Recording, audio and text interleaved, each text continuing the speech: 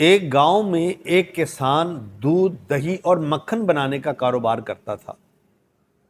ایک دن کسان کی بیوی نے اس کو مکھن تیار کر کے دیا اور اس کے گول گول پیڑے بنا دیے اور ہر پیڑے کا وزن 1 کلو رکھا۔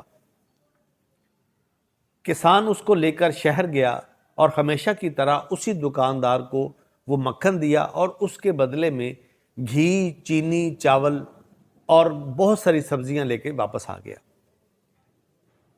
جب کسان گیا تو دکاندار نے اس گھی کا وزن کرنا چاہا اور ہر پیڑے کا وزن 900 گرام نکلا۔ وہ دکاندار بہت حیران ہوا، بڑا پریشان ہوا کہ میرے ساتھ تو دھوکا ہو گیا۔ اگلے ہفتے مکھن پھر تیار ہوا تو وہ کسان اس مکھن کو لے کے اس دکاندار کے پاس آیا۔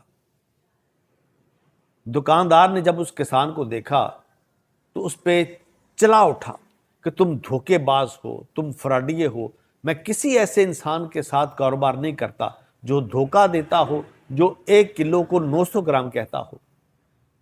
وہ کسان کہتا کہ بڑے بھائی میری بات تو سنو، ہم غریب لوگ ہیں، ہمارے پاس تولنے کے لیے بانٹے نہیں ہوتے۔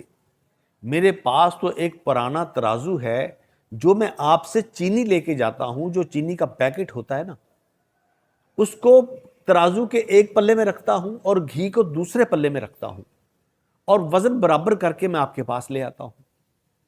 جب یہ بات دکاندار نے سنی تو اس نے شرمندگی سے اپنی گردن جھکا لی۔ دوستو، ہمیں اس دنیا میں وہی سب کچھ ملے گا جو ہم تقسیم کریں گے، وہ چاہے محبت ہو، پیار ہو یا پھر نفرت ہو۔